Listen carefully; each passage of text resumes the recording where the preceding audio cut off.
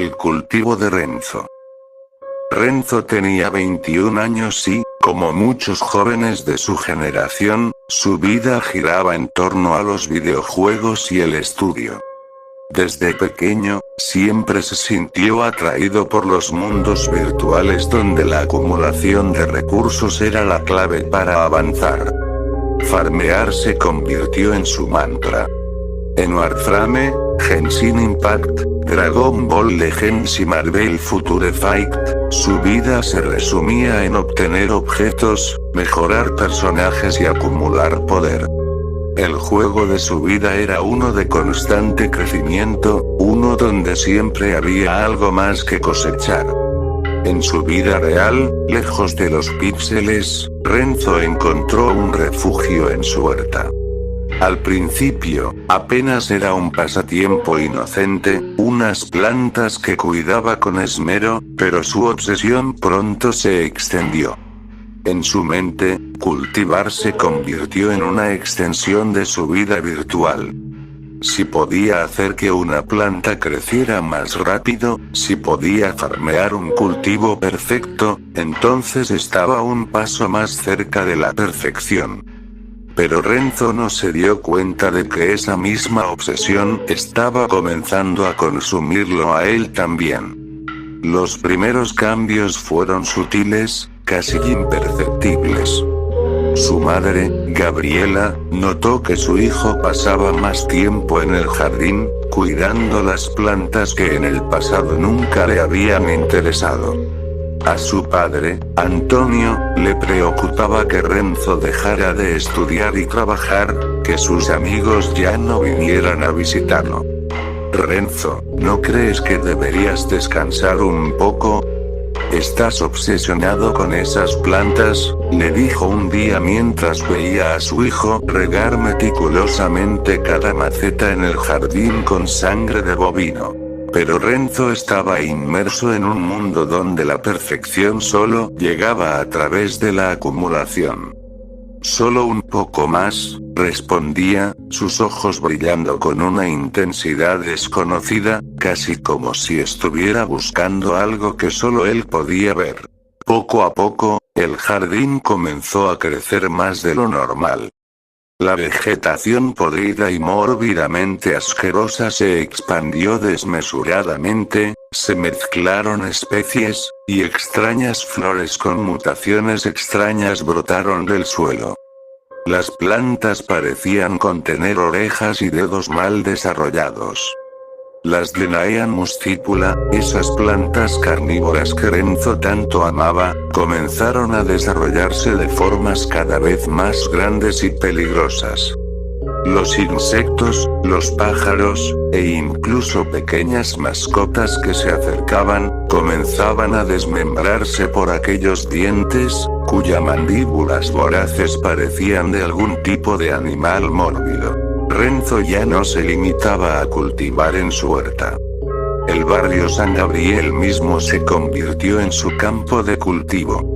Las raíces de sus plantas invadieron las calles, cubrieron las paredes de las casas, y pronto todo el vecindario fue arrasado por una primitiva jungla salvaje. Cuando la familia de Renzo insistió en que dejara de farmear, las cosas comenzaron a ir de mal en peor. Gabriela y Antonio, preocupados por el estado de su hijo, decidieron intervenir. Renzo, basta. Esto ya no es normal. Le pegaron un palazo, un día al ver cómo las raíces pútridas y en estado de descomposición se arrastraban bajo la puerta dejando coágulos de sangre podridos, buscando nuevas formas de expandirse y consumir carne. Pero Renzo estaba más allá de la razón. Su mirada reflejaba vacío y desesperación, fija en algún punto lejano, como si escuchara voces provenientes de las plantas que lo rodeaban. Tengo que seguir farmeando, más, siempre más, murmuraba. El cambio no fue inmediato, pero pronto Gabriela empezó a notar que su cuerpo se empezaba a derretir, sus músculos a desintegrarse por aquel ácido que emanaba la planta. Sus dedos comenzaban a agrietarse viéndose los huesos de su mano, las raíces se entrelazaban en su cabello, apretando y desgarrando carne como si fuese un carnicero enloquecido por la carne, y su piel se derretía y su carne se descomponía. Antonio intentó ayudar, pero antes de que pudiera reaccionar, las plantas mutadas, ahora más agresivas, comenzaron a partir sus miembros en pedazos. La raíz de una Dionaea acabó con la vida de sus padres. «¡Papá!», gritó Renzo, pero ya no era él quien dominaba el cuerpo. Solo quedaba trozos de carne y huesos de lo que alguna vez fue un humano vivo y consciente. Gabriela y Antonio fueron comidos y absorbidos por la jungla de plantas mutadas que su propio hijo había cultivado. En ese momento, Renzo ya no pudo distinguir entre su obsesión y la realidad. Las plantas eran su vida, y las vidas de los demás simplemente eran recursos que alimentaban su crecimiento.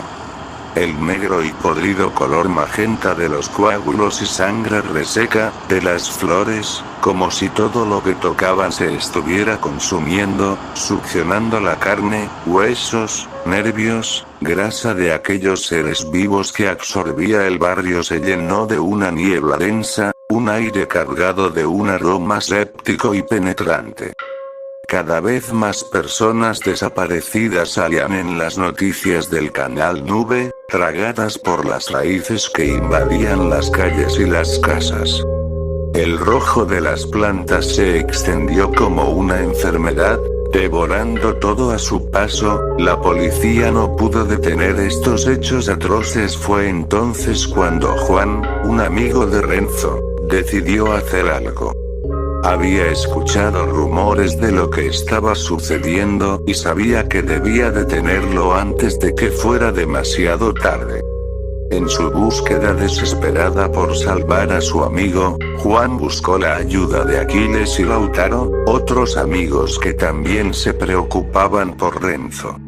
Juntos, encontraron un objeto que podría ser la clave para detener la locura de Renzo. Un ítem maldito que Juan había conseguido en una historia lejana, una reliquia con un poder abisal cuyo fue obtenido de un demonio dentro del juego League of Legends Wild Rift. Con el ítem en mano, Juan, Aquiles y Lautaro se adentraron en la jungla, luchando contra la raíz cuya planta se llamaba Barón Nasor. Las plantas, ahora más agresivas y mutadas, atacaban, pero no pudieron evitar que los tres amigos llegaran hasta Renzo.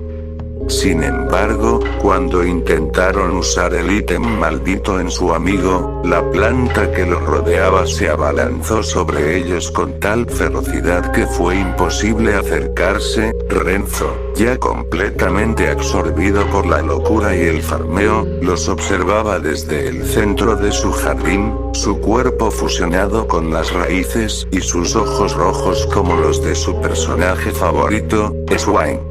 La jungla parecía crecer cada vez más, como si su poder aumentara con cada sacrificio.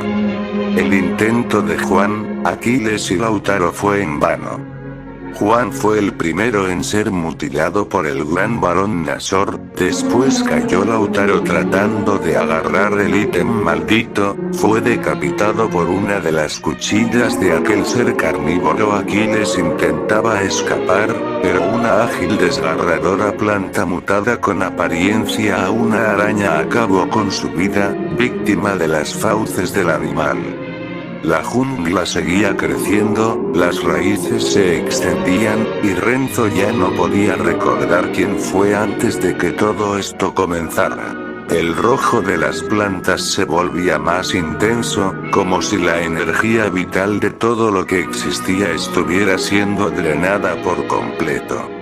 En su delirante visión, Renzo vio a Swain, el personaje de su juego, levantando los brazos en señal de victoria. «Lo lograste», murmuró Swain, «has farmeado todo el barrio». Renzo, ya convertido en parte de esa jungla devoradora, sonrió débilmente. Y así, el ciclo de acumulación y farmeo nunca terminó. Las raíces siguieron creciendo, las plantas siguieron alimentándose, y Renzo, perdido para siempre en su obsesión, se convirtió en parte de algo mucho más grande. Algo que no conocía límites. Y la jungla, ahora completamente viva, seguía creciendo, porque el farmeo nunca se detiene. Y así, la ciudad, la vida de Renzo, y todo lo que una vez conoció se convirtieron en una expansión interminable de vegetación, de farmeo, porque la cosecha. Para redibujar el mapa, debes usar la sangre de los soldados como tinta.